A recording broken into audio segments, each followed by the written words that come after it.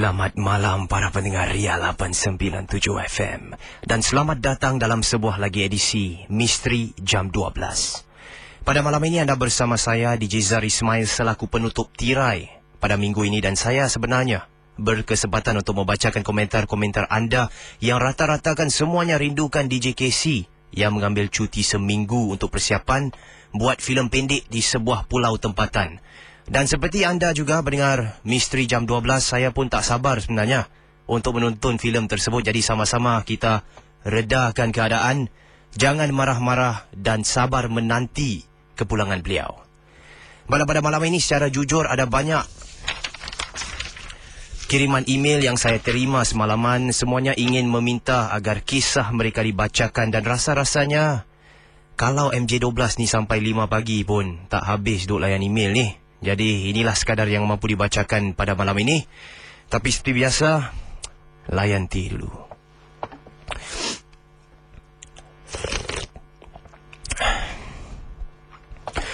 Peringatan juga kepada anda, bab mentera yang sudah diulangi pada setiap malam. Kisah-kisah yang bakal anda dengar pada malam ini, anggaplah ia sebagai hiburan semata-mata.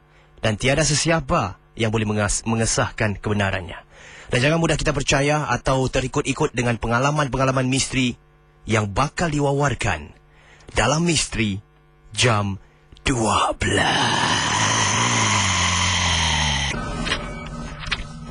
Baiklah, kisah yang pertama ini datangnya daripada seorang pendengar tempatan, ABK, nama samarannya, yang pernah menetap di kawasan Marsiling.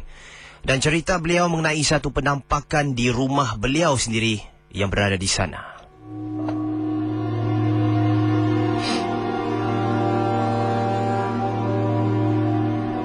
Assalamualaikum KC dan semua pendengar MJ12. Saya ABK. Dan sejarah naluri memang saya akur. Saya ni seorang yang penakut. Sejak kecil lagi saya sudah pun diganggu oleh makhluk-makhluk halus. Dan sejak kebelakangan ini, gangguan telah pun berkurangan setelah saya menjaga solat 5 waktu. Dan ingin saya berkongsi pengalaman yang berlaku pada akhir tahun 1994 secara ringkas. Ketika itu, saya masih lagi tinggal di rumah mertua, iaitu di kawasan Marsiling. Dan kalau anda dapat bayangkan pada ketika itu, kami sebenarnya menetap di flat-flat lama dan sangat usang sekali. Isteri saya pada ketika itu baru saja melahirkan anak pertama kami, masih lagi dalam rangka pantang.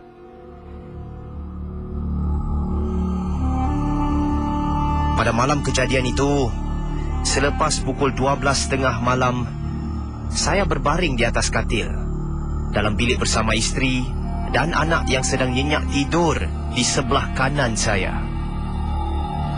Ibu mertua pula sudah nyenyak di bilik sebelah. Saya pula berada di tepi katil, berhampiran dengan tingkap di sebelah kiri. Jadi anda bayangkan saya berbaring di atas katil bersama isteri dan juga anak-anak, tingkap kat sebelah kiri. Bilik kami pada ketika itu dalam keadaan gelap. Dan ini letaknya bersebelahan betul-betul di sebelah kaki 5 sebuah blok. Jadi walaupun dalam keadaan gelap, cuma cahaya dari kaki 5 lah yang menerangi bilik kami sebab kami tinggal di daerah tingkat bawah. Nak dipendekkan cerita, tengah baring-baring tu saya tak boleh tidur, entah kenapa. Padahal penat satu hari suntuk saya kerja. Saya pun jenguklah keluar tingkap. Orang kata tu ambil angin.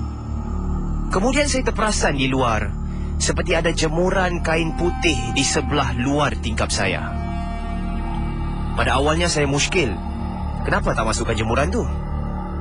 Setahu saya, awal petang tadi kain semua dah angkat. Jadi ni kain siapa ni? Jadi saya bangun dari katil, jalan menghadap tingkap, buka grill perlahan-lahan dan cuba menarik masuk kain tersebut. Dan saya teliti sebelum tu, nampak macam kain tu belum basuh. Ada bekas-bekas tanah lagi. Kain burut kot. Bila saya tarik, kain tu tak berganjak. Saya tarik lagi, masih tak berganjak. Seolah-olah tersangkut di luar besi grill. Jadi saya keluarkanlah kepala dari tingkap, menjenguk ke arah kiri saya.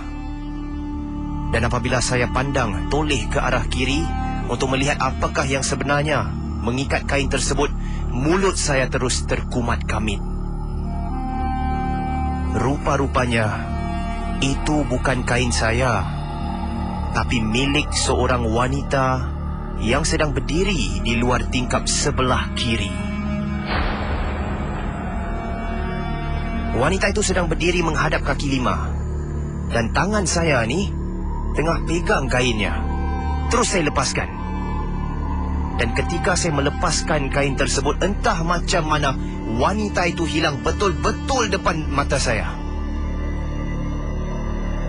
Saya tergamam lah, masih terpaku melihat ke arah posisi di mana wanita tu pada awal tadi tengah berdiri, tiba-tiba hilang. Siapa tak terkejut? Dan tiba-tiba saya terdengar suara isteri panggil dari belakang, "Bang, abang buat apa tu?" "Tak ada, abang ingat nak angkat kain." "Tapi itu bukan kain abang." "Itu kain saya." Bila saya dengar ayat tu, saya perlahan-lahan toleh ke belakang. Wanita tu betul-betul berada di belakang saya, merenung tajam ke arah saya, tapi rupa dah tak macam wanita awal tadi. Rupanya hodohlah sangat, dengan mata yang merah menyala-nyala. Dipendekkan cerita, saya pitam.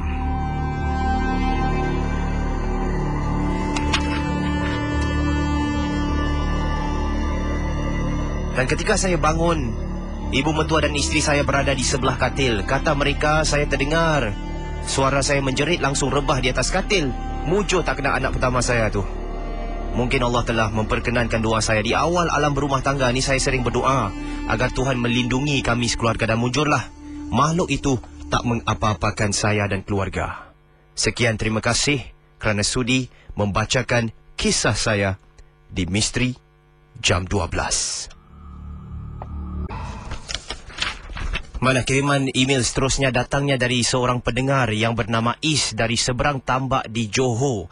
Dan inilah pengalaman beliau ketika sedang bekerja di kilang.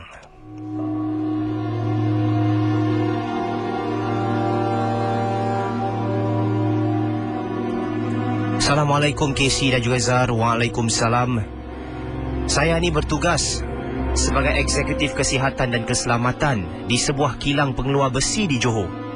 Dan saya ada pengalaman ngeri yang ingin dikongsi bersama pendengar Misteri Jam 12. Dan ini berlaku pada hujung bulan Oktober tahun lepas. Syarikat saya ni dalam proses rombakan. Masa tu saya biasa pulang lambat dari pejabat sampai ada kalanya pulang jam 2 pagi. Dan untuk makluman semua, selepas jam 11 malam, hanya kad akses saya dan pengurusan atasan sahaja yang boleh keluar dan masuk dari pejabat, kerana sistem keselamatan sana agak ketat. Jadi nak dipendekkan cerita ni, pada satu malam Jumaat ni saya sendirian di pejabat. Pekerja yang lain semuanya dah balik cuti hujung minggu. Jadi kubikel mereka ni tengah kosong. Jadi anda bayangkan ruang pejabat saya tu besar, suku padang bola. Jadi takkanlah saya nak hidupkan semua lampu pejabat. Cuma lampu deretan cahaya daerah meja saya saja yang saya nyalakan. Dan sedang saya membuat laporan di meja saya sekitar jam 11.45 malam, saya terdengar mesin fax berbunyi. Dan pada mulanya memang saya tak kisah kerana mungkin ada syarikat yang hantarkan fax dokumen. Memang ini satu kebiasaan lah.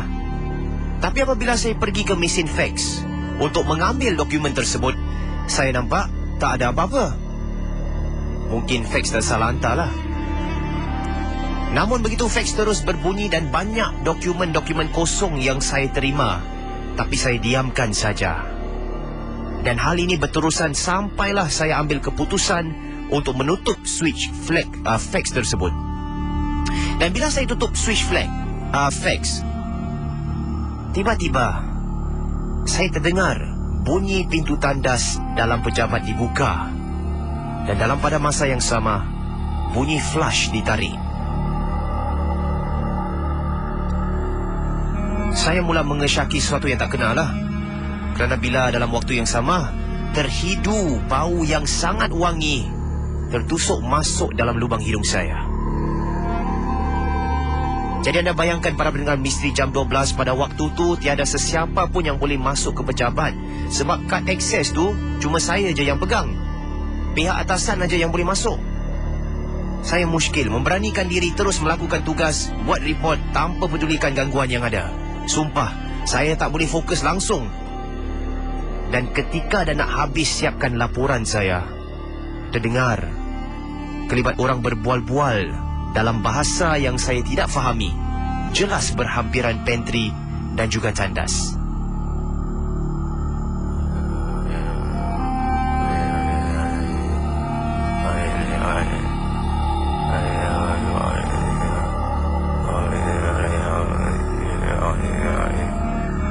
Saya cuba amati perbualan tersebut dan saya mendengar perbualan antara dua orang. Suara tu sekejap seperti wanita, sekejap seperti lelaki. Dan makin saya dengar, makin kuat suara perbualan mereka menghampiri saya.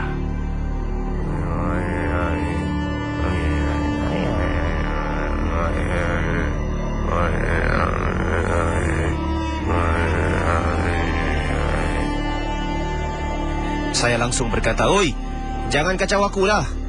Aku tak kacau kau." Sejurus itu, makhluk yang bersuara tadi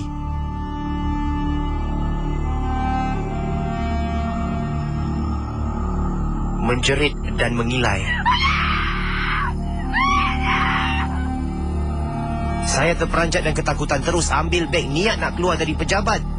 Nekat untuk keluar, menerusi pintu keluar pejabat. Tapi kalau nak lari itu, kena lalu tempat kejadian, lokasi gangguan oleh makhluk yang terbabit.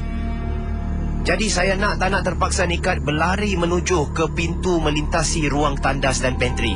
Sempat saya menjenguk ke dalam tandas. Saya ternampak dua pontianak sedang berdiri menghadap masing-masing dalam tandas. Saya tak indahkan dan cuba capai untuk membuka pintu. Dan ketika saya membuka pintu, apa yang saya nampak membuat saya betul-betul tergamam. Kerana kini berdiri di hadapan saya, di belakang pintu yang telah pun saya buka awal tadi, adalah dua pontianak yang sedang merenung tajam ke arah saya.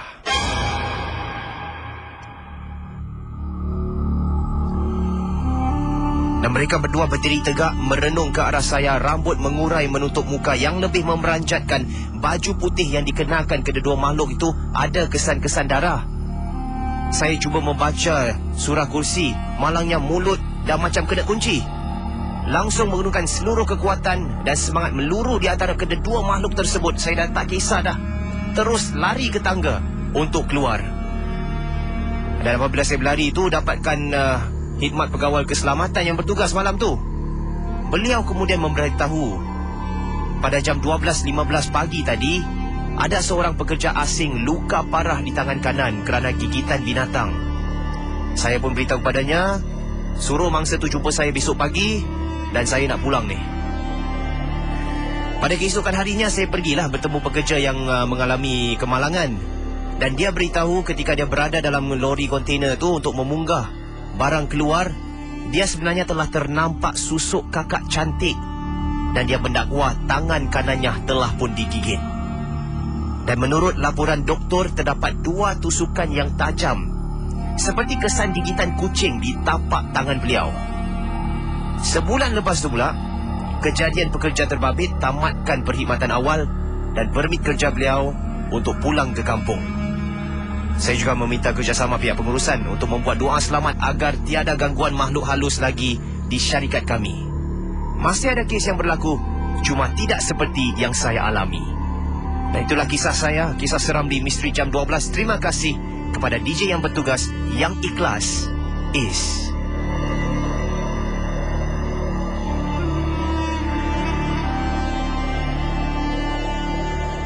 Baiklah, terima kasih Is atas kiriman email anda itu. Dan bila sebut pasal kilang ni, saya pun bukan apa, pernah kerja kat kilang juga, buat packing.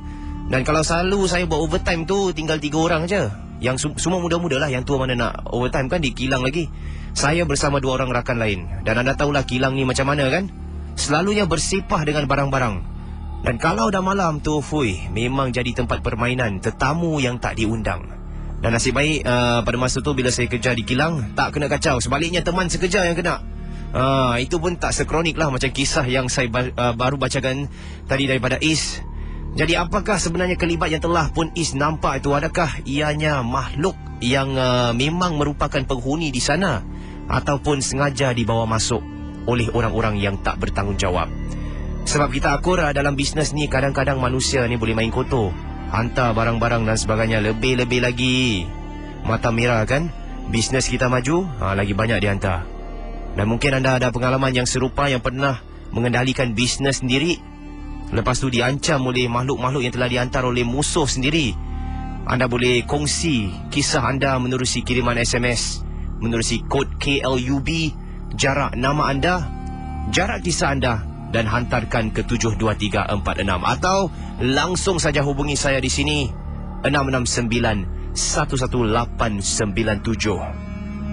Dan selepas ini ada banyak lagi kiriman email yang akan saya bacakan. Semuanya hasil kiriman anda pendengar setia Misteri Jam 12. Akan saya bacakan selepas pesanan ini. Rasa macam nak terkucil, jadi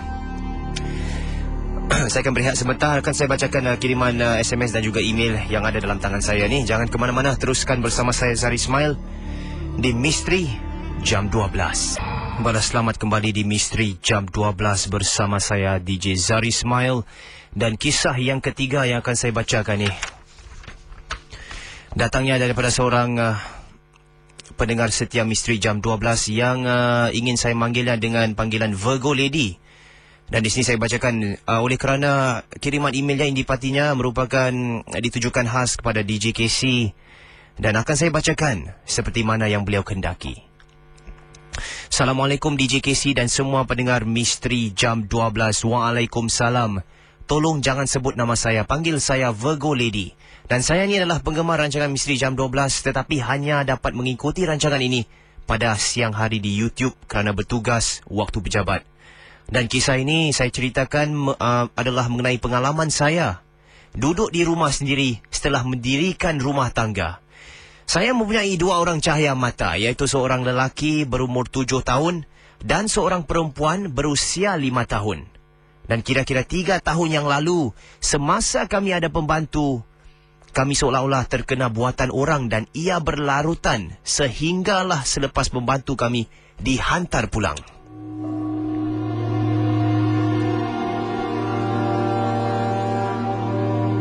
Dan kebanyakan orang memberitahu bahawa semua pembantu rumah yang datang ke sini untuk mencari kerja, mereka tak datang dengan tangan kosong.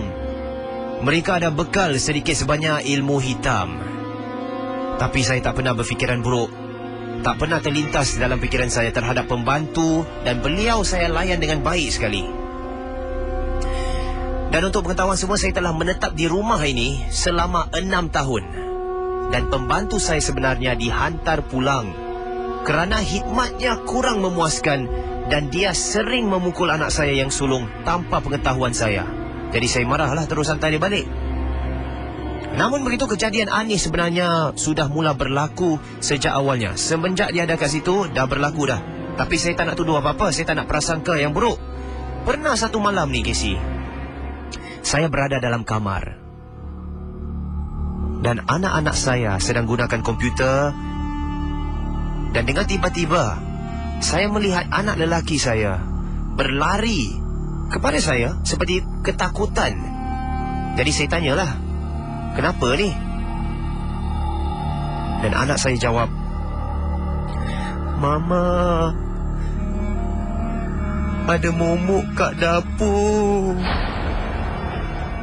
Saya bangun, buka lampu di dapur, tapi tak lihat, tak ada apa-apa pun. Selepas kejadian tu, saya tak fikir apa-apalah kerana fikir mungkin hayalan anak-anak saya ni. Tapi semenjak malam itu, semenjak penampakan yang pertama, anak lelaki saya sering dalam keadaan yang berjaga-jaga. Tiap kali saya dan suami menonton TV, anak yang bermain di hall, saya perasan anak lelaki saya khususnya akan sekejap-kejap pandang ke dapur yang gelap. Dan untuk pengetahuan Casey, dari hall saya tu, kalau anda berdiri di hall, memang jelas anda boleh lihat langsung terus ke dapur. Jadi saya tanya kepada anak, Adam? Adam? Adam tengok apa tu? Dan tiap kali anak saya akan cakap, tak ada apa-apa, Mak. Tapi naluri saya sebagai seorang ibu, saya dapat rasakan seperti ada sesuatu yang beliau nampak. Berapa bulan berlalu, selepas itu pembantu saya telah pun hantar pulang. Dan semenjak tiada pembantu, kami 4 beranak lebih senang tidur di hall kerana lebih selesa. Dan pada satu hari, anak lelaki saya memberitahu saya dia ada terlihat seseorang pada lewat malam. Ini dia ceritakanlah di sebelah pagi. Pada ketika itu saya sudah nyenyak tidur. Beliau keluar untuk bermain keseorangan di hall. Tak kenapa lah, saya tak tahu. Dan beliau ceritakan beliau ada terlihat seseorang pada lewat malam ketika kami sedang tidur. Meremang bulu rumah saya bila mendengar cerita anak saya. Dia sebenarnya ternampak kelibat wanita. Ketika beliau berada dalam hall, berbaju putih, rambut panjang, jalan dari dapur ke kamar pembantu rumah saya yang dah balik kampung. Dan menurut beliau lagi, baju perempuan itu kotor, ada kesan darah dan mukanya sangat hodoh. Dan ketika makhluk itu masuk ke dalam, pintu kamar tertutup dengan kuat. Sampai saya serta suami bangun. Mujur anak tak ada apa-apalah yang dilakukan terhadapnya. Pernah satu kali selepas waktu pejabat, saya bawa anak-anak pulang. Anak saya langsung masuk ke dalam kamar saya untuk mengambil bantal busuk dia. Pada ketika itu, saya berada dalam hall. Tiba-tiba anak saya berlari ketakutan ke arah saya. Mama, dalam bilik Mama ada orang. Saya terperanjat dan fikir mungkin ada pencuri kot. Ambil payung, penyapu, saya masuk dalam bilik, buka lampu dan cek dalam bilik kamar mandi. Tak ada sesiapa pun, Casey.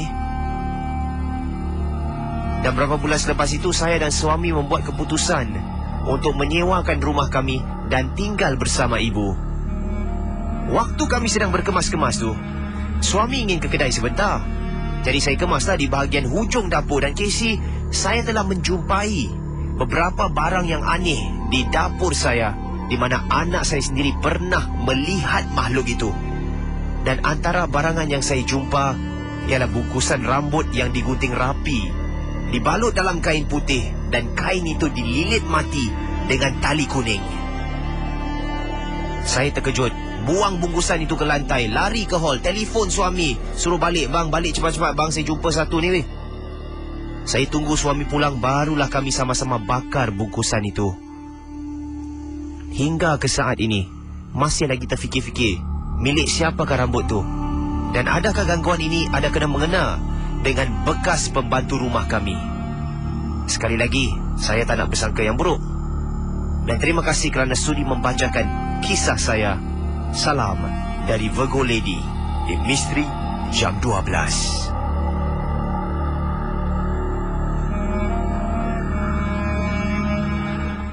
Berkemain panjang lagi cerita ni, panjang benar. Salah satu perkara yang mungkin anda tak ketahui adalah ketika saya memilih email ni, banyak perlu yang saya lakukan sebelum satu kisah tu dibacakan. Kena susun idea alih bahasa sebab ada yang tulis dalam bahasa Inggeris. Jadi tak mudah, perlu banyak persiapan dan banyak kesabaran lah.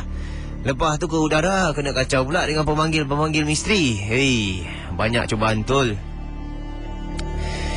Dan sebelum saya bacakan kisah yang keempat ini, akan saya mungkin mengambil panggilan.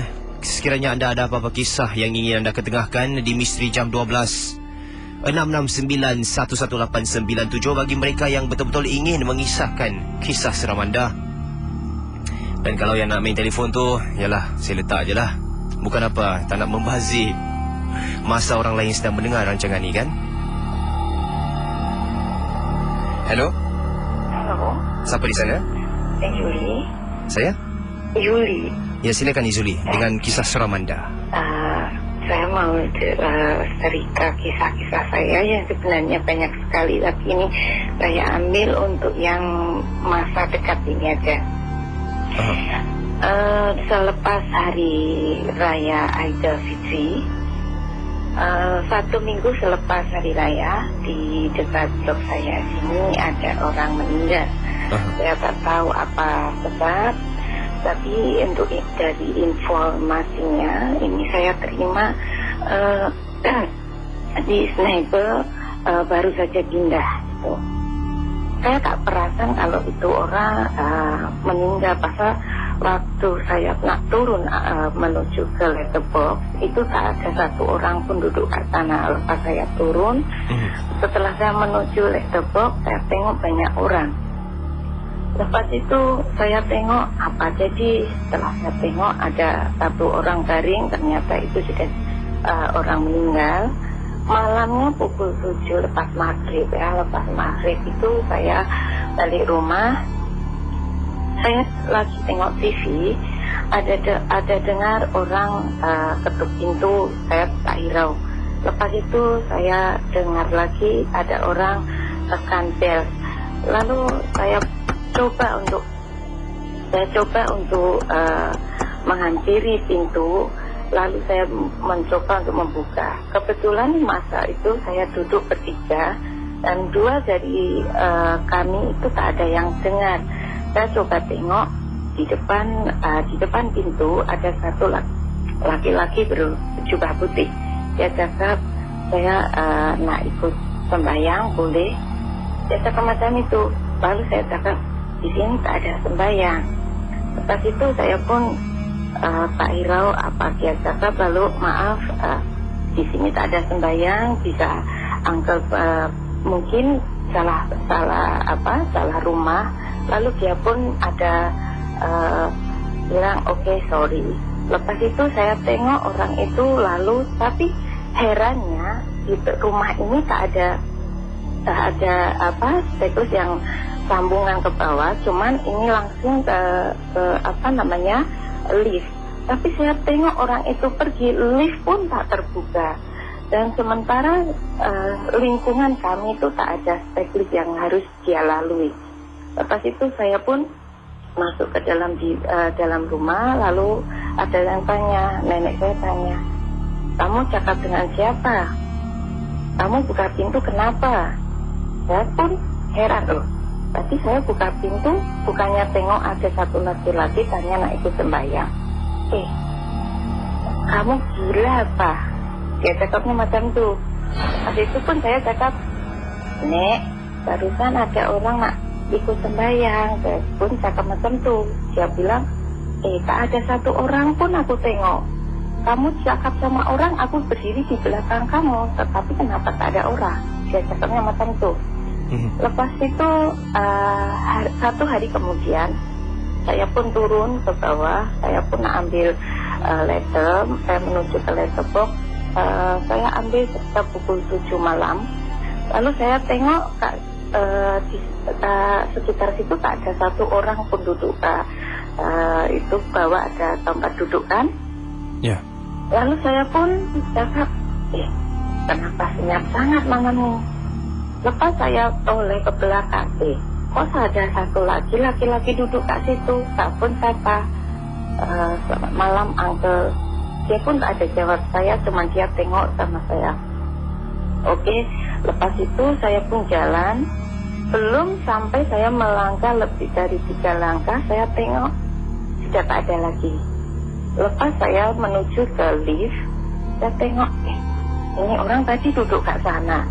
Jalan pun tak ada lalu saya, kenapa sudah sampai sini? Itu pun saya tak heran lah masa mungkin uncle tadi lewat sebelah, tak nak hirau itu. Lepas itu saya naik pulang dan perasaan orang itu ada di belakang saya. Lalu saya toleh, di belakang, betul-betul di belakang saya. Saya pun cakap, uncle nak cari siapa? Dia cakapnya, saya nak ikut engkau. Itu yang bikin saya sampai sekarang, ada apa sebenarnya uncle ini dan siapa dia pun saya selama ini tak pernah tahu. 7 hari selepas kejadian itu, saya pun turun, saya nak pergi ke kedai. Belum saya sampai ke kedai, saya pun tengok ada satu laki-laki duduk kat sana dekat speklik itu. Saya tengok, loh kok uncle lagi? Saya tanya, uncle nak pergi kemana? Saya pun tanya macam tu. Dia cakapnya, saya nak antar engkau. Saya nak pergi kedai, uncle antar saya ke apa? Saya cakapnya macam tu. Dia cakapnya, saya tak nak kamu pergi sendiri-sendiri. Malam-malam tak ada baik kamu pergi sendiri. Saya pun cakap, uncle, tak ada apa-apa lah, uncle boleh pergi. Lepas itu saya tengok ke belakang, uncle itu pun sudah tak ada. Lepas satu bulan kemudian saya pun tak ingat lagi pasal itu. Tapi herannya waktu saya nak pergi ke rumah sebelah, saya tengok dia ada orang panggil saya pun toleh ke belakang. Lalu dia cakapnya, boleh singgah rumah saya kejap. Saya pun singgah rumah dia. Lepas itu saya masuk rumah dia, tak ada satu orang pun, cuma kami berdua. Lepas itu dia nak minta tolong sama saya, bisa tolong saya ikatkan ini baju saya. Lepas itu saya ikat baju itu, dia pun cakap, saya nak pergi, kamu boleh pulang. Saya pun keluar bersama dengan dia, tapi saya ingat di dalam bilik dia itu ada orang macam nak tidur. Ada orang macam nak tarik apa? Blanket pun. Coba boleh tengok, dia cakap, ada siapa-siapa lah, kamu boleh pergi. Saya pun keluar. Lepas itu saya keluar, saya turun, saya nak pergi ke letterbox lagi karena saya everyday harus ambil letter. Malam balik rumah, saya kebetulan di rumah sendirian. Lalu saya ada orang ketuk pintu lagi. Kenapa tiap malam kok ada orang ketuk pintu lepas kejadian itu? Saya pun heran. Saya pun tak hiraukan pasal itu semua. Cuman yang jadi masa saya sekarang ini, saya nak macam mana ingin siapa sebenarnya Angel itu dan apa jadi dengan Angel itu. Kenapa harus saya yang merasa saya orang pertama yang merasa terganggu dengan keadaan itu saja. Terima kasih. Minta maaf bila mana penyampaiannya kurang jelas karena terbawa dengan keadaan itu. Saya rasa ada ragu, rasa takut, ada risau juga. Terima kasih. Terima kasih. Dan juga mungkin peringatan kepada anda yang ingin mengisahkan tentang pengalaman yang seram, harap dapat orang kata tu summarize lah, pendekkan cerita. Kadang-kadang terlanjur orang berbual, orang lain pun nak berikan kisah juga. Mungkin saya akan bacakan sebuah kisah pendek di sini yang telah pun dihantar oleh seorang pendengar Misteri Jam 12 yang bernama Afiq. Dan inilah kisah pendek. Anda boleh kirimkan kisah-kisah pendek anda menerusi kiriman SMS KLUB jarak nama anda, jarak kisah anda dan hantarkan ke 72346. Akan saya bacakan di sini sekiranya berkesempatan. Dan sekali lagi berbalik pada cerita Afiq. Assalamualaikum, apa khabar Zar? Waalaikumsalam, khabar baik. Saya nak ceritakan pengalaman saya ketika saya berusia 5 tahun. Dan peristiwa ini berlaku sekitar tahun 2001. Dan buat pengetahuan Zar, mak bapak saya dah bercerai dan saya tinggal bersama ayah saya. Tapi bila cuti sekolah, saya akan tidur kat rumah mak. Pada hari Jumaat malam Sabtu ketika itu, saya telah sampai ke rumah ibu saya. Saya pun masuklah ke dalam rumah. Pergi ke meja makan, selak tudung saji atas meja. Tiba-tiba, saya dengar ada orang panggil nama saya dari tingkat atas, tingkat 2 rumah mak saya. Dia panggil, Afiq! Afiq! Saya pun naik ke atas. Lepas tu saya nampak dalam sebuah bilik gelap ni ada seorang perempuan sedang duduk di atas katil, betul-betul hujung katil. Tapi tak menghadap saya, menghadap ke dinding. Dinding tu memang hadap saya lah, tapi beliau yang sedang duduk tu menghadap ke arah dinding. Jadi saya tak nampak muka beliau. Saya cuma nampak rambutnya mengurai panjang, sedang duduk berhadapan dengan dinding. Awalnya saya ingat ini kawan mak saya lah, sebab dalam rumah mak saya tu ada 4 orang kawan. Semuanya wanita tinggal bersama mak saya. Dan wanita itu tanya saya macam ni, Afiq baru sampai? Baru sampai. Afiq dah makan? Belum lagi. Ni sini Fik, datang dekat Datang dekat kakak sini. Saya baru nak melangkah ke arah wanita tersebut. Tiba-tiba ibu saya panggil Afiq. Afiq. Saya terus turun ke bawah. Mak saya tanya macam ni, kau berbual dengan siapa tu kat atas? Saya berbual dengan kawan mama lah. Dia dekat bilik depan yang gelap tu. Apa yang ibu saya katakan meremang bulu rumah saya walaupun dalam keadaan 5 tahun dulu. Apa yang kau merepek ni? Kawan mama kan semua dah keluar makan. Habis dalam bilik gelap tu siapa? Dah, kau jangan naik atas lagi. Kau tidur dekat bawah bilik ni. Saya jadi pelik, Zah. Siapa perempuan tu sebenarnya? Dah lah tak tahu apa. Tiba-tiba kena marah pula dengan mak saya. Lama-lama bila saya dapat tahu, rupa-rupanya dekat rumah lama mak saya tu ada kes pembunuhan seorang perempuan yang mati dibunuh suaminya pada tahun 1994. Dan wanita itu mati dibunuh dalam bilik gelap. Betul-betul bilik itu yang saya nampak wanita itu. Dan ramai rakan ibu saya terkena gangguan. Kadang-kadang mereka terdengar suara orang panggil mereka, dan kadang-kadang dengar suara perempuan menangis. Dan sampai sekarang saya tak tahu siapa yang berbual di rumah mak saya di kawasan Pasir Gudang tersebut. Terima kasih pada Afiq kerana sudi mengirimkan kisah pendek ini. Ada banyak lagi kisah yang akan saya wawarkan. Dan sekiranya anda ingin berkongsi cerita sama di Misteri Jam 12 ini, 6691197. Selepas ini kisah yang keempat yang akan saya bacakan datangnya daripada kisah seorang penggali kubur yang bekerja pada jam 12 tengah malam. Dan apakah kisahnya? Apakah yang telah beliau melalui pengalaman beliau?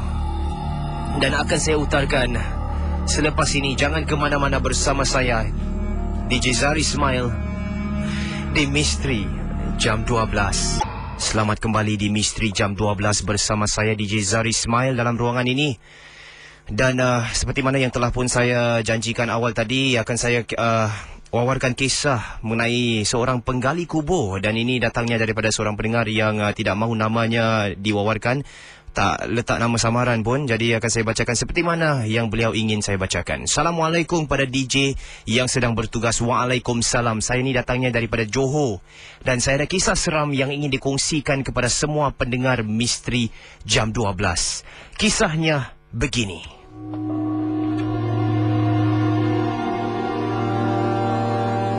Saya ni bekerja sebagai seorang penggali kubur dan bekerja bersama rakan saya, 2 orang. Satu Jali dan juga Man. Kedua-duanya nama samaran lah, bukan nama sebenar. Dan pada malam kejadian itu, saya bersama 2 rakan saya ni kena menggali 3 lubang sebab ada kematian. Jadi untuk tak membuang masa yang lama, saya bercadang pada mereka berdua. Apa kata kita gali pada malam hari ni bersama-sama rakan saya. Jadi pagi terus senang nak disemadikan. Dan seperti biasa, rakan-rakan saya akan sediakan peralatan untuk menggali dan saya sediakan makanan serta minuman untuk bermalam di tanah perkuburan nanti. Dan tepat pada pukul 9 malam, kami mulakan tugas menggali lubang kubur. Bukan senang ya, setiap seorang gali 1 lubang. Jadi sedang asyik menggali itu, tiba-tiba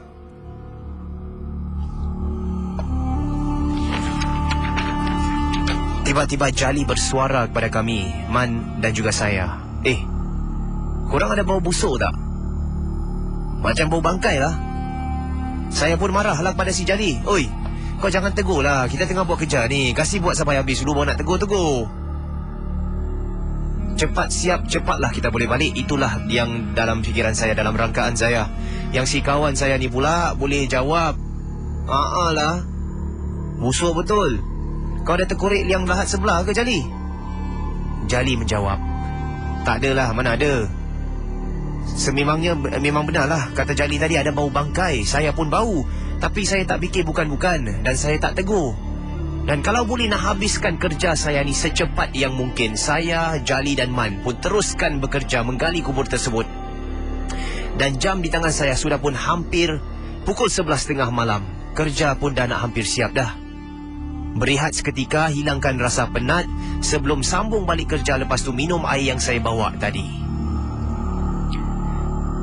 Dan sedang kita leka berbual, sudah pun habis selesai kerja kami. kita dikejutkan dengan suara yang menakutkan dari celahan pokok besar selang beberapa kubur di belakang saya. Seperti hilayan dan juga ketawa.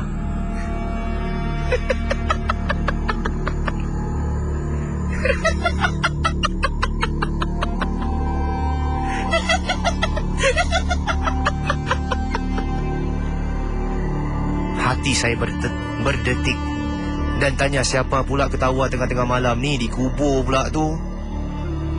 Suasana menjadi seram tiba-tiba dan saya tengok Jali dan Man. Mereka berdua ni dah saling pandang-pandang sama kami. Dan tanpa melengahkan masa lagi, cepat-cepat kami siapkan kubur yang telah pun digali. Dan tengah saya menggali itu untuk penggalian kehabisan, tiba-tiba saya terpandang satu lembaga seperti kain putih berterbangan melintasi atas kepala Jali dan juga Man. Jali Man terhenti seketika memandang antara satu sama lain. Kami pun masing-masing baca suratul kursi dan benda yang berterbangan tu hilang dari pandangan. Hati lega sekejap. Selang beberapa minit lepas tu terasa angin bertiup sejuklah sangat, bersama bau yang harum pula, seperti bau bunga kemboja. Awalnya saya pun tak indahkan. Kerja saya pun dah hampir siap. Dan begitu juga dengan rakan-rakan yang lain. Kami pun kemas barang-barang dan tutup liang lahat dengan kepingan besi zinc, supaya bila hujan nanti air tak bertakung atau binatang seperti anjing tak masuklah. Dan sedang kami bersiap-siap nak pulang, jam hampir pukul 12.30 malam. Dan tiba-tiba muncul entah mana seorang nenek tua sedang duduk bersebelahan kubur yang baru saya gali. Jarak antara beliau dan juga kami 3 jarak kubur jauhnya. Meremang bulu roma kami. Nenek itu berpakaian seperti kain batik, berselimut dengan kain batik. Siap dengan selendangnya juga merupakan selai kain batik. Nenek itu duduk bersila di atas lantai, badannya membongkok ke depan dan ke belakang, seperti sedang berzikir. Dan entah kenapa, tak tahulah apa saya fikir pada masa itu, saya cubalah untuk menghampirinya. Jali dan Man ikut sama di sebelah belakang. Saya ni bukan apa, nak tanya apa dia buat kat sana. Bila sampai saja di belakangnya, saya tanya, Nek, ni buat apa malam-malam ni? Tanpa menoleh ke belakang, beliau menjawab, Nenek tinggal sinilah.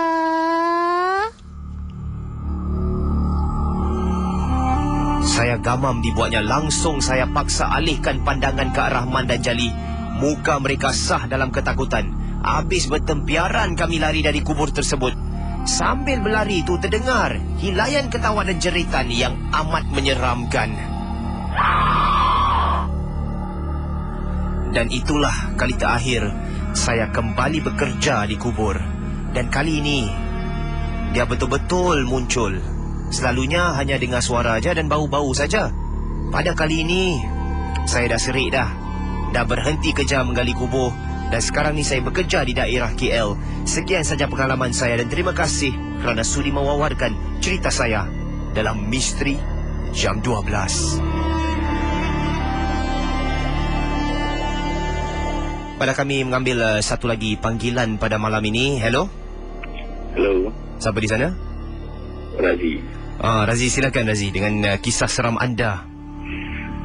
Baiklah, ini baru-baru terjadi.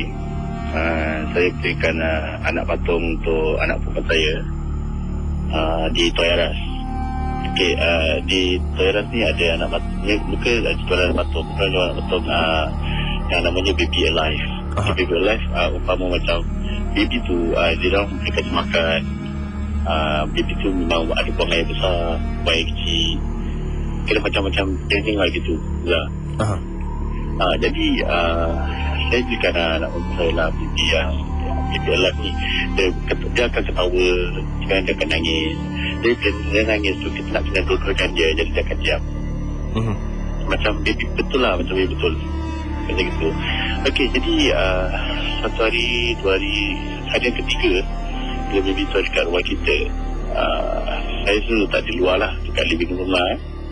Saya selalu terdengar baby tu nangis pukul 1 pagi, agak kedua. Jadi kalau baby tu nangis, sampai kita harus fikir kita kena betulkan dia. Saya pun fikir, alamak, macam sakit pula saya nak terbangun pasal baby tu bising. Jadi kesulitan saya dah terjadi banyak kali. Sampai saya pun naik boring tau. Saya orang rumah saya kan anak buang lah baby ni, macam kasih orang ke kan.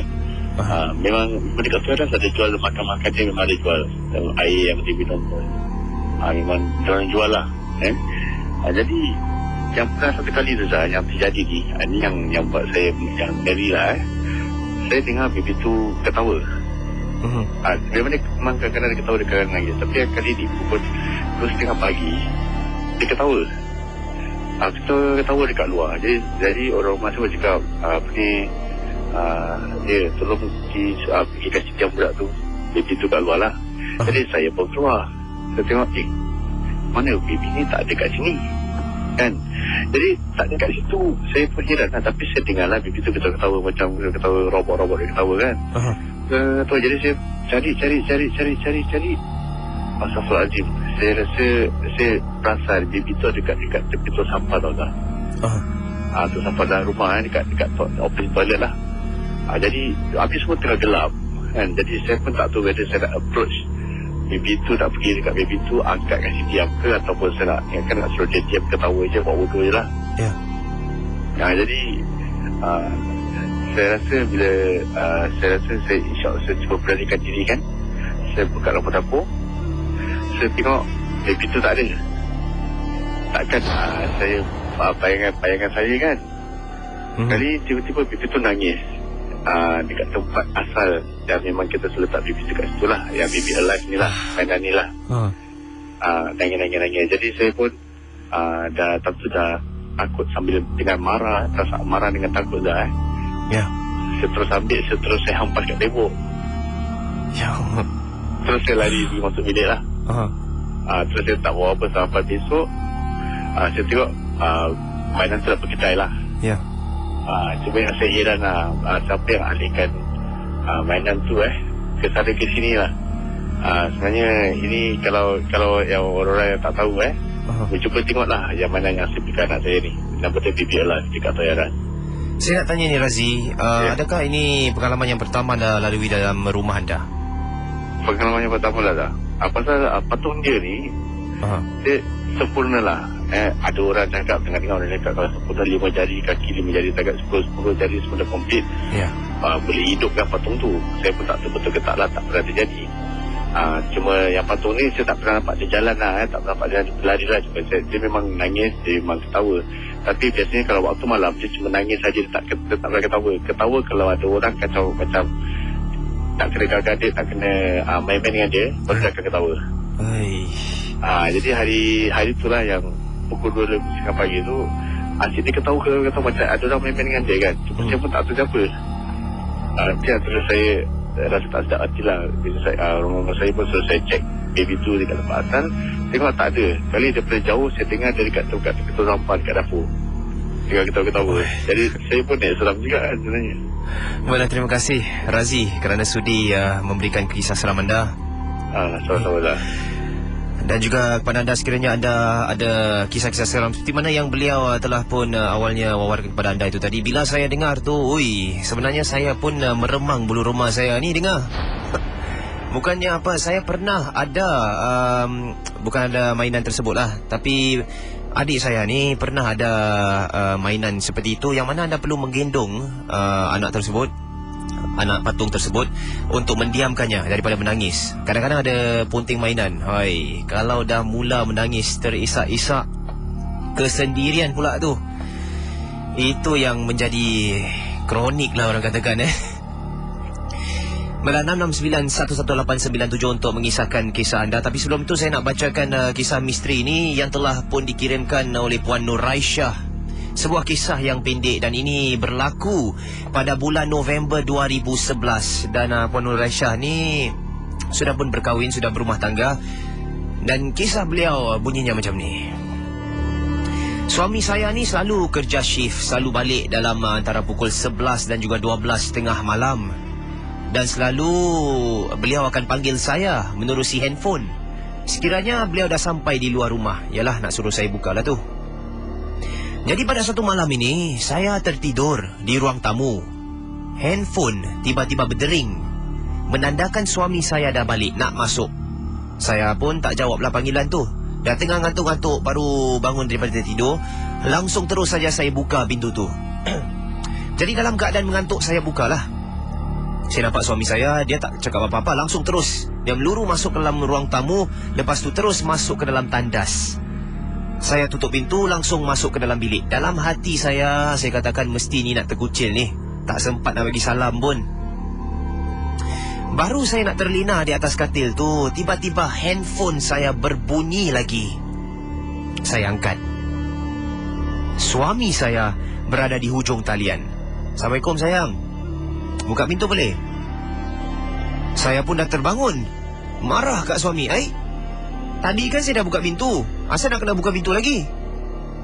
Suami saya katakan dia baru saja sampai pintu rumah, belum masuk lagi. Dan memang dia tak bawa kunci rumah pun. Jadi saya tercengang, siapa yang masuk rumah aku tadi? Saya masuk dalam dapur untuk periksa, tak ada orang pun. Istighfar saya banyak-banyak, astaghfirullahalazim, dan cuba jelaskan kepada suami. Sebiji memang macam muka suami saya, Zah. Saya tak tahulah apa akan jadi kalau saya masuk, kalau dia ni masuk dalam bilik tidur. Na'udzubillah. Ya Allah, lindungilah hamba-Mu ini. Baiklah, terima kasih pada Puan Nur Aisyah kerana sudi memberikan kisah anda. Oi, datang ingatkan suami balik, dah pula tu call kat handphone, tak angkat, buka pintu, suami masuk, terus masuk dalam bilik air. Ingatkan suami sebenar, rupa-rupanya suami dia yang betul belum balik. Macam mana tu keadaannya?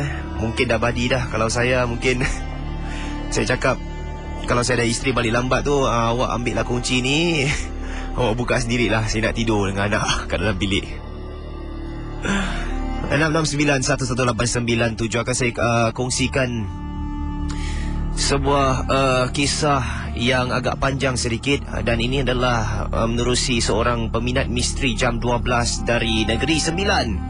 Dan nama beliau tidak lain tidak bukan Hafiz, salah seorang peminat MJ12 di Negeri Sembilan. Kisahnya akan saya udarakan selepas pesanan-pesanan ini. Jangan ke mana-mana, tekak kering pula, akan saya basahkan sekejap, akan kembali selepas ini. Jangan ke mana-mana.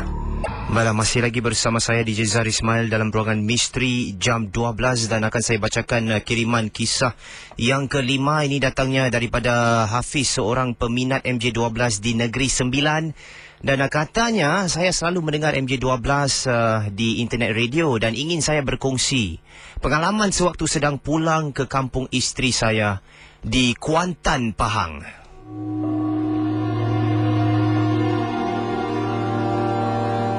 Pada hujung minggu selepas saya telah mengambil cuti seminggu untuk habiskan cuti tahunan, memang kita dah rancang pun sekeluarga ni, saya dan isteri nak pulang ke kampung isteri saya lah kat Kuantan. Selalunya apabila pulang tu saya pasti akan mengikut jalan highway Kuantan. Tapi pada hari tersebut saya pulang ke Kuantan, saya ikut jalan lama, jalan yang bernama Triang Muazzam Shah. Dan kalau anda nak tahu, jalan di Triang Muazzam Shah tu, kiri kanannya adalah hutan pokok getah dan juga kelapa sawit. Kerana di situlah terletaknya sepadan antara Negeri Sembilan dan juga Pahang. Pada hari itu saya mula bertolak ke Kuantan pada waktu malam, pukul 10.30 malam. Dan sedang saya memandu, waktu jam menunjukkan pukul 1.30 pagi. Dah lama dah kami di atas jalan raya. Dan ketika itu saya sudah pun memasuki jalan lama Muazzam Shah. Itulah nama jalan tersebut. Tak pernah kami lalu sana, selalu lalu di highway Kuantan. Tak kenapa pada hari itu nak lalu kat jalan Muazzam Shah. Dan isteri pada waktu itu sedang mengandungkan anak yang pertama saya, 4 bulan lebih, dah sarat. Pada mulanya ialah isteri rancak berbual dalam kereta dengan saya.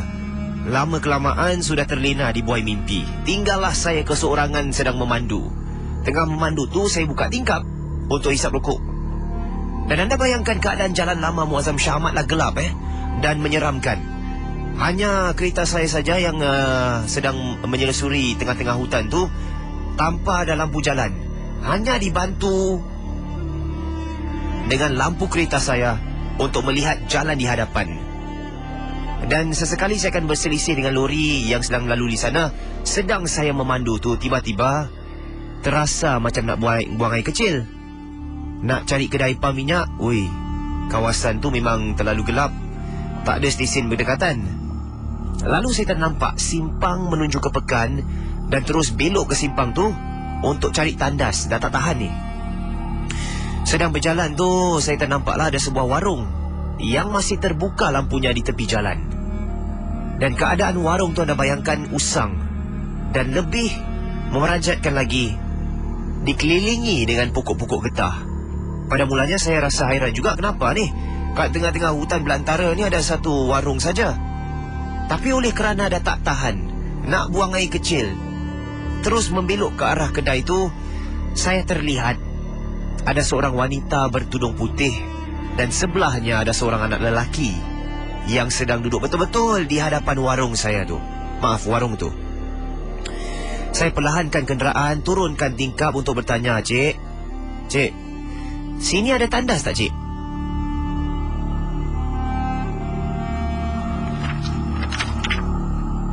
Wanita tu tak memandang ke arah saya, tak bercakap sepatah haram pun. Hanya mengangkat tangan menunjukkan ke arah belakang kedai. Saya pun tanpa membuang masa terus pergi ke belakang kedai yang penuh dengan semak samun. Isteri saya masih tertidur dalam kereta. Saya biarkan sementara. Dan apabila sampai di belakang kedai, saya lihat hanya gelap gelita di sana, tiada tandas pun. Tapi oleh kerana tak tahan, saya pun melepaskan hajat di situ sambil saya membaca A'udzubillahi minasyaitonirrajim. Selepas selesai langsung berjalan depan kedai. Tadi masa sampai ada cahaya lampu kat warung. Mana pergi lampu tu? Anda bayangkan sekarang sudah dalam keadaan yang gelap gelita. Hanya bertemankan lampu dari bulan kerana kereta saya sudah pun dimatikan. Dan dengan tidak membuang masa, saya terus meluru masuk kereta, hidupkan enjin. Dan apabila saya menghidupkan lampu, terpandang ke arah depan, terlihat ada sebuah papan tanda yang tertulis di atasnya, Tanah Perkuburan Islam. Hati saya terus tersentak, berdebar kencang. Sempat saya melihat ke tepi, ke arah kedai warung tadi. Alangkah terperanjatnya. Dah bukan mirip warung lagi dah, tapi hanyalah sebuah pondok wakaf, tempat untuk menyimpan alat untuk menggali kubur. Dan 50 meter di hadapan saya terdapat batu-batu nisan berceracakan di sana sini. Dan dalam keadaan kelam kabut, anda bayangkan, dahlah tadi awalnya ingat nampak warung, sekarang nampak pondok aja. Lepas tu nampak papan tanda Perkuburan Tanah Islam, nampak pula batu nisan. Dalam keadaan kelam kabut, terus masukkan gear, menekan minyak, tinggalkan kawasan tersebut. Isteri sebelah saya pun tersedar. Isteri cakap, "Bang, kita dah sampai kat mana ni? Kita kat kawasan Pekan ke ni?" Dalam hati saya punyalah berdebar. Hanya Tuhan saja yang tahu. Apabila isteri saya terpandang di depan ada papan tanda Tanah Perkuburan Islam, terus dia peluk saya. Sedang saya sedang memandu ni, isteri terketar-ketar berkata pada saya, "Bang, kita kat kubur ni buat apa, bang?" Sabar ya sayang, abang ni salah masuk jalan tadi. Sayang baca surah apa yang patutlah. Saya pun suruh isteri pasang CD surah ayat-ayat suci. Tapi yang peliknya, apabila surah baru dipasang, radio saya tiba-tiba terpadam dengan sendirinya. Dan tiba-tiba dalam kereta saya dipenuhi bau busuk yang teramat sangat. Para pendengar Misteri Jam 12, saya terasa bahu saya dicuit dari belakang. Apabila saya melihat di cermin atas, ya Allah, terperanjat. Apabila melihat di belakang ternampak dua susuk tubuh, seorang dewasa dan seorang lagi susuk kanak-kanak. dalam keadaan yang sedang berkapan memandang tajam ke arah saya. Saya pun menjerit, Allahu Akbar! Allahu Akbar! Hampir-hampir hilang kawalan. Nasib baik saya sempat tekan brek kereta dan menarik handbrake. Kereta berhenti tepi jalan secara mengejut. Dan oleh kerana terlalu takut dan panik, entah macam mana, saya seolah-olah mendapat kekuatan untuk melaungkan azan. Radio yang awal tadi terpadam tiba-tiba terus menyala dan terpasang bacaan surah Al-Quranul Karim. Terus masukkan gear, pandu, tinggalkan tempat tu. Saya beranikan diri untuk sekali lagi melihat di belakang. Lembaga tersebut sudah tiada di kerusi belakang kereta. Isteri saya langsung tak lepaskan pelukan sambil menangis teresak-esak. Sewaktu dalam perjalanan, kami berdua hanya diamkan diri. Dan saya masih dapat bayangkan muka lembaga tersebut. Ui, memang sungguh mengerikan. Sekitar jam pukul 4.30 pagi barulah saya sampai di rumah mak mertua saya. Isteri saya sampai menangis, memeluk mak mertua dan bapa mertua, ceritakan apa yang telah pun berlaku. Mak mertua pun apa lagi, marahlah saya kerana balik kampung waktu malam. Mujurlah anak dalam kandungan isteri selamat tiada apa-apa. Bapa mertua pula nasihatkan, kau ni jangan lalu jalan lama Triang Muazzam Shah. Itulah pengalaman ngeri dalam hidup saya. Dan terima kasih. Saya Hafiz dari Negeri Sembilan mengucapkan selamat malam kepada pendengar Misteri Jam 12.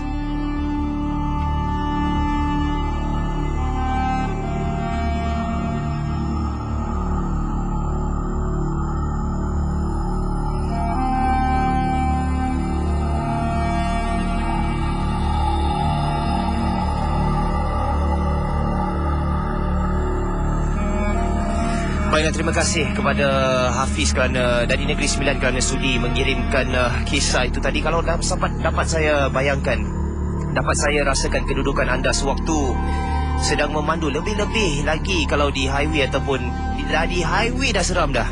Ini kan pula jalan yang anda tak pernah lalui, pula dah tak ada lampu. Kalau di highway dah dalam keadaan gelap gelita, itu pun kereta lalu tak banyak. Kalau di tempat yang mana anda katakan tu, dekat Negeri Sembilan. Tapi ni anda boleh lalu pula di jalan yang lama, jalan yang usang. Pula nak terkucil orang katakan tu, jumpa warung, langsung pergi, dah bukan rupa warung. Hei, kalau saya tak tahu macam mana. Saya sanjung kekuatan anda kerana masih ada lagi kekuatan dan semangat untuk menggerakkan kereta anda. Kalaulah saya kena, tak tahu, mungkin pitam di tempat kejadian ya.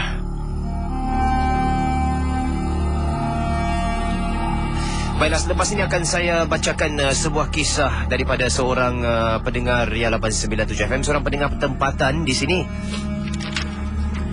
Dan beliau bertugas sebagai seorang pramugara di salah sebuah syarikat penerbangan di Singapura. Beliau suruh panggil nama samaran beliau Jejakai, misteri di pesawat. Itulah nama kisahnya. Akan saya wawarkan selepas pesanan ini. Sekejap dah, jangan ke mana-mana. Tepat sekali. Kisah-kisah pada malam ini yang telah pun saya utarakan menerusi hasil kiriman email anda. Anggaplah ia sebagai satu hiburan semata-mata dan janganlah mudah kita percaya mengenai apa-apa yang tersirat di dalam cerita-cerita yang telah pun kita dengar. Dan seperti mana yang awalnya saya janjikan, sebuah kisah misteri, kisah yang ke-6 akan saya kongsi bersama anda. Kisah panjang yang dikirimkan dari Jejakai. Aus tak pula. Dan beliau bertugas sebagai seorang pramugara bersama sebuah syarikat penerbangan di Singapura. Dan beliau katakan tak perlulah bagi saya berkongsi nama syarikat itu untuk menghormati nama baik syarikat tersebut. Dan inilah misteri di pesawat.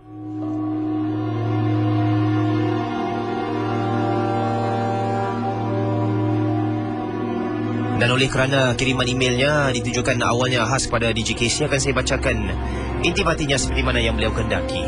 Assalamualaikum DJKC dan juga para pendengar misteri Jam 12. Waalaikumsalam. Saya di sini bertugas sebagai seorang pramugara bersama sebuah syarikat penerbangan di Singapura. Dan tak perlulah saya berkongsi nama syarikat tu. Nak hormatkan nama baik syarikat, berikan saya gaji yang halal. Kisah ini berlaku kira-kira setahun yang lalu. Mungkin tak ramai pendengar yang tahu. Bahawa tugas saya ni sebagai seorang pramugara taklah tertumpu untuk menjaga keselamatan para penumpang saja. Malah tugas kami sebenarnya agak luas dari jangkaan ramai.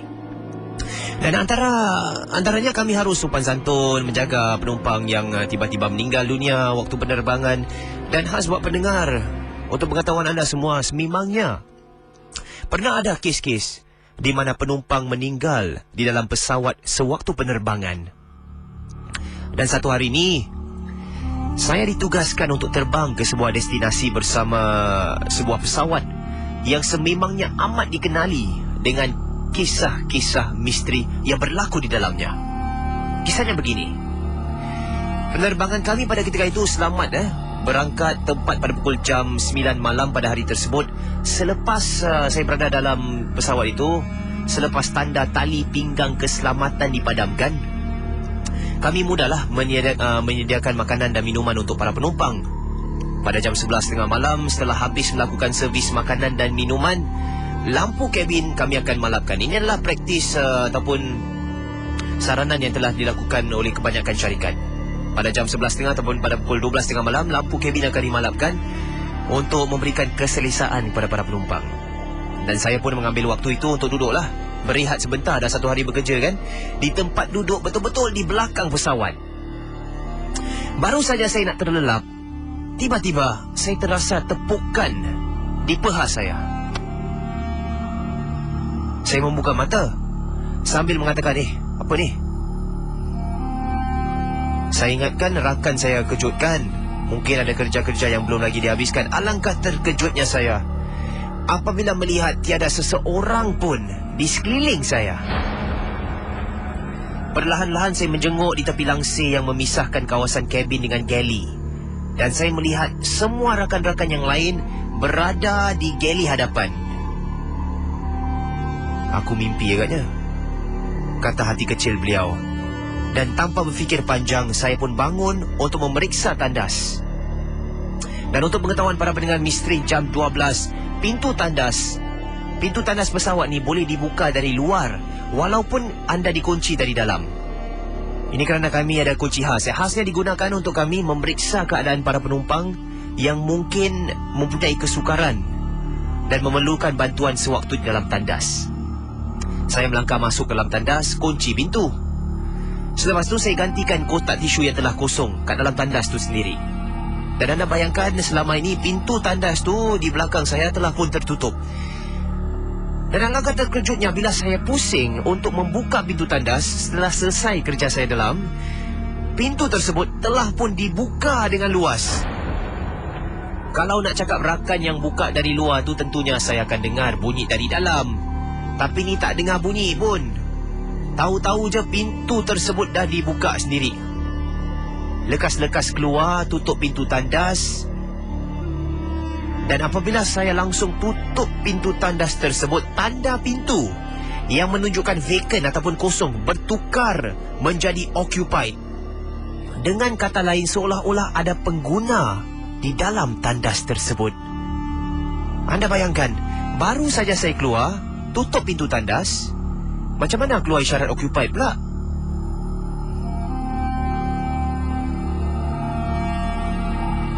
Saya pun mulalah tertanya-tanya siapakah gerangan orang di dalam.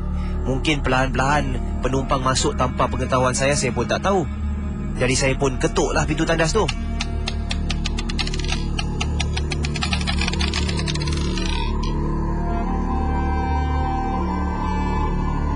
Saya ketuk. Excuse me. Excuse me. Tiada sesiapa yang menjawab. Naik seram sejuk sebentar, meremang bulu roma saya. Bila saya keluar, saya melihat para penumpang yang ketika itu ada dalam pesawat. Pada malam itu tak ramai penumpang, boleh dikira dengan jari. Dan saya dapati semuanya ada di sana, termasuk kru yang sedang berlepak di sebelah kabin. Jadi dalam firasat saya, siapakah yang berada kat dalam tu? Saya langsung pulang ke tandas tersebut dan ketuk sekali lagi.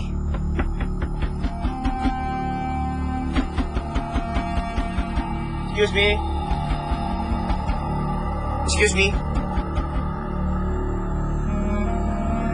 Dan dengan tiba-tiba, isyarat occupied itu bertukar menjadi vacant ataupun kosong.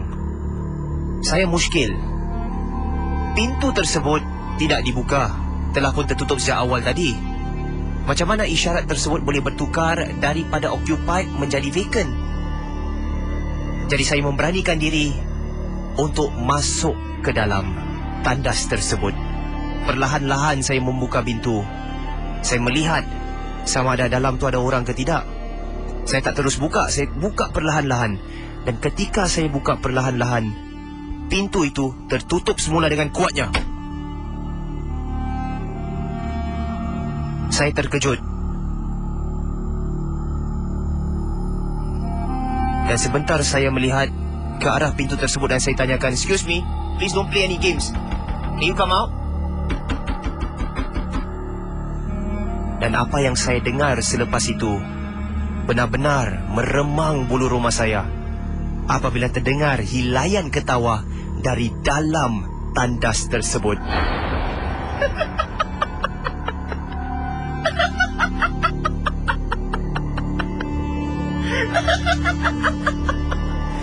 Tanpa berlengah lagi, terus saya bergegas ke galley di hadapan untuk bersama rakan-rakan yang lain. Berpeluh, satu badan saya berpeluh. Namun begitu saya tak menceritakan apa-apa kerana bimbang, ada yang menjadi takut. Maklumlah, mana lagi kita nak lari, semuanya dalam pesawat. Dan ketika saya mendarat, sempat saya bertanya dengan otai-otai yang dah lama bekerja di sana. Mereka katakan pernah ada seorang wanita yang meninggal dalam pesawat itu kerana sakit jantung. Dan begitulah kisah pendek saya. Dan terima kasih DJ kerana membacakannya di Misteri Jam 12. Salam sayang dari Jejaka I.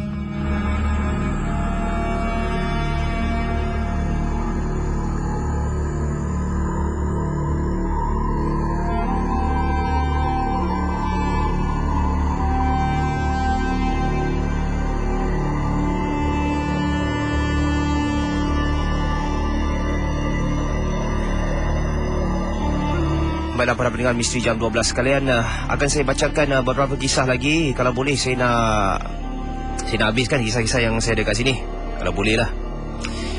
Tapi sebelum itu, sedikit pesanan daripada berikut.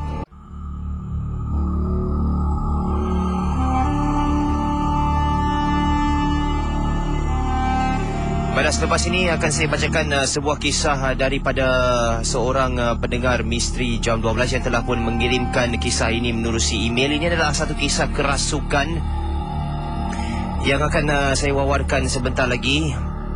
Sekiranya anda ada kisah-kisah yang misteri yang ingin anda wawarkan pada saya di sini, 669-11897. Kita mungkin ambil panggilan kalau ada lah.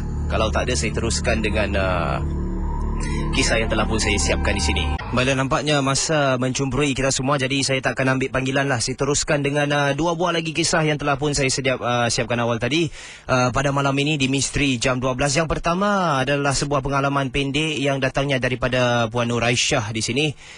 Dan akan kita dengarkan apakah sebenarnya kisah beliau ini.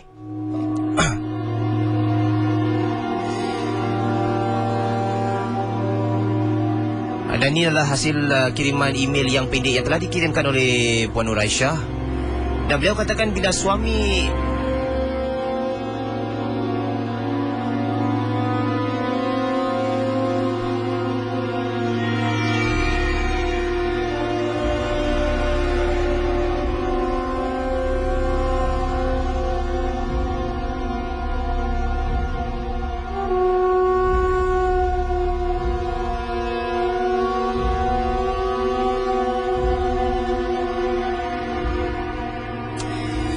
ada saya akan teruskan seperti mana yang telah pun saya katakan awal tadi. Ini adalah hasil kiriman daripada Puan Nur Aisyah.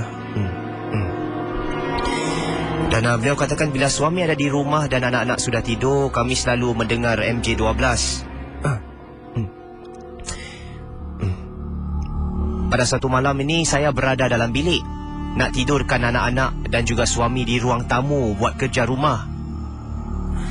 Dan ingat mereka berdua adalah pendengar setia MJ12. Kami menggunakan speaker dari iPhone masing-masing untuk mendengar kisah-kisah dari MJ12. Terlelap sekejap bila saya mendengarnya pada satu malam ni. Tiba-tiba suami kejutkan saya dari tidur. Suami cakap, "Sayang, asal handphone you bunyi perempuan mengilai dan handphone I DJ Casey tengah berbual." Saya masih dalam keadaan mengantuk, cakap agaknya Casey tu buat sound effect seram lah. Suami saya katakan, "Asal bunyi sound effect malam ni lain sikit dah." Saya nak buka suria lah, nak dapatkan kepastian. Bila suami melungsuri siaran suria, memang benar DJ Casey masih berbual seperti biasa, tapi suami handphone seperti biasa, macam seperti mana handphone suami saya tu. Tapi yang bezanya, handphone saya masih kedengaran suara perempuan mengilai. Jadi apalagi saya pun matikan TV dan matikan handphone dan suruh suami saya tidur sekali. Dan itulah kisah seram yang pendek yang ingin saya wawarkan ketika saya sedang mendengar Misteri Jam 12. Dan saya akur Puan Nur Aisyah, bukan anda seorang saja yang telah pun mengalami pengalaman serupa. Ada juga yang telah pun memberikan kiriman secara email ataupun merupakan kiriman menerusi SMS mengatakan setiap kali mendengar Misteri Jam 12 mesti ada berlaku perkara-perkara yang aneh, baik di rumah ataupun di tempat kerja. Dan mungkin di sini saya akan teruskan dengan kisah yang penghabisan pada malam ini.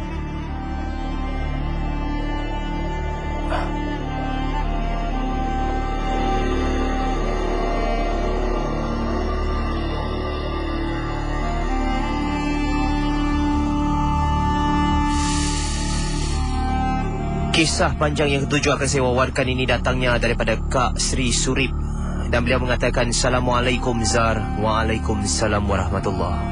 Nama saya Kak Sri Surip. Kisah ini berlaku semasa saya berumur 17 tahun, 45 tahun yang lalu.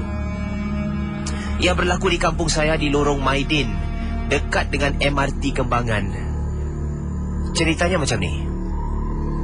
Sewaktu tu saya sudah pun ketemu dengan jodoh dan akan bersanding pada malam Jumaat. Pada malam Jumaat saya melaksanakan adat berinai. Dan untuk pengetahuan anda, ini dipanggil inai curi oleh orang-orang dahulu. Sebelum maghrib, saya dipanggil oleh kakak saya dalam bilik. Kakak saya pula waktu itu baru 1 bulan melahirkan anak yang keempat. Saya dipanggil kakak untuk masuk ke dalam biliknya. Dan sewaktu saya baru saja ingin masuk ke dalam bilik, saya ditahan oleh kakak ipar saya yang kebetulan berada di luar pada ketika itu. Dan beliau tahan, cakap, "Jangan masuk ke dalam." Para pendengar Misteri Jam 12 sekalian, kakak ipar saya ni adalah seorang tukang ubat. Dan dia tahu ada yang tak kena dengan kakak saya ni. Dan sebelum saya masuk ke dalam bilik kakak ipar memberikan saya sesuatu. Dan beliau katakan, "Kau ambil ni, kau masuk ke dalam bilik kakak kau, suruh dia minum. Aku tahu ada benda yang tak kena dengan kakak kau tu." Zah, kakak ipar telah berikan pada saya secawan air putih yang berisi paku yang telah diasah dan dijampi.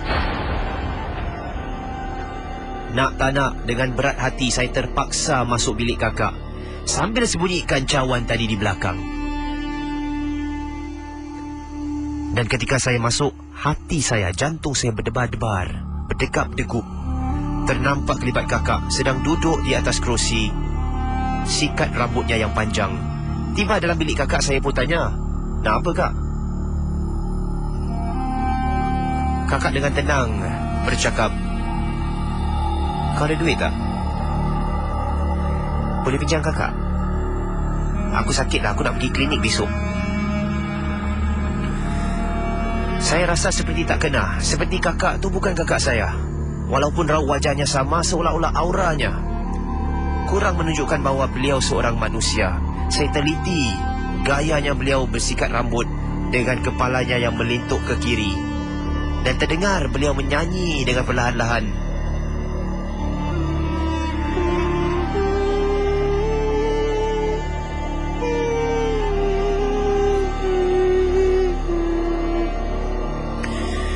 Saya beristighfar Saya tunjukkan cawan yang berisi air putih dan paku yang diasah, yang dijampi tadi. Saya berikan kepadanya. Kak, nak ubat nak Kak minum ni dulu? Ni saya bawa ubat ni. Apa yang berlaku seterusnya sangat mengejutkan saya, Zar. Ini benar-benar terjadi depan mata saya dan saya tak bohong. Kakak terbaring bila nampak paku tersebut, lalu terus menangis dan menjerit. Dan terus mengilai, Zar.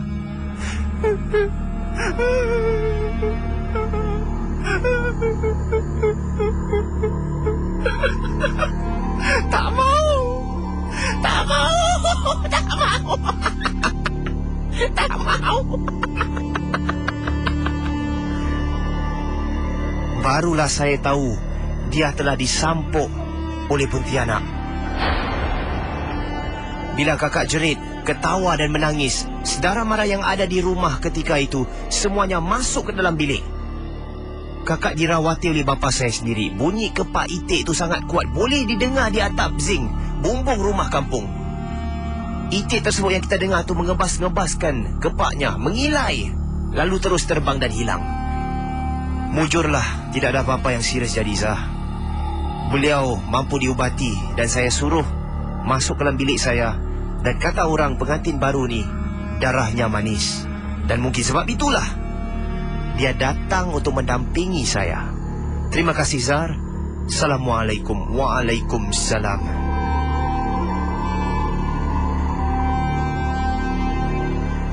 Dan begitulah tadi kisah yang telah pun diwawarkan menerusi kiriman email. Terima kasih saya ucapkan kepada Kak Sri Surip. Sebuah kisah yang berlaku membayangkan bagaimana seorang pengantin tu darahnya manis. Bila sebut pasal pengantin berdarah manis ni, saya ni bukan apa, seram sejuk sikit. Sebab saya ni akan mendirikan rumah tangga, kan orang katakan tu. Dan yalah, mungkin anda selaku pendengar Ria 897 FM, anda ada kisah-kisah yang mana anda ni nak menjinjang pelamin, nak berumah tangga. Dan mungkin ada kisah-kisah seram yang telah pun anda lalui, pengalaman penuh misteri yang anda lalui yang tak dapat anda memberikan penjelasan. Anda boleh kirimkan kisah tersebut di misterijam12@gmail.com dan hantarkan di sana. Dan insyaAllah sekiranya berkesempatan dalam masa-masa yang akan datang akan saya bacakan, ataupun mungkin Casey akan bacakan.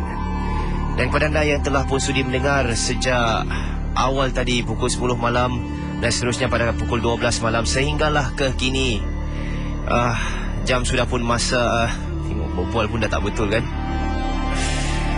Dan mungkin anda terkilan apabila saya membacakan kisah-kisah ni. Ada kalanya saya berhenti, macam tak konsisten gitu. Bukannya apa, anda perlu faham keadaan saya kat sini dalam keadaan keseorangan dalam konti. Walaupun pada awalnya bila buat kelab-kelakar seram tu berani, terus masuk misi jam 12 tu, auranya tu lain sikit. Dan bila saya berhenti berbual tu bukan apa, nak composure sebab hilang fokus atas benda-benda yang tak dapat saya jelaskan ke udara di Ria 897 FM pada kali ini. Dan kepada anda yang telah pun mendengar sejak sejauh ini, ribuan terima kasih diucapkan kepada anda. Selamat hari Jumaat dan dah masuk hari Sabtu pun. Selamat bercuti pada hujung minggu dan sama-samalah kita doakan agar DJ Casey kembali bertugas pada minggu yang akan datang. Dan sekali lagi daripada saya, DJ Zari Ismail, ingin mengucapkan selamat malam dan selamat berehat dan selamat hujung minggu.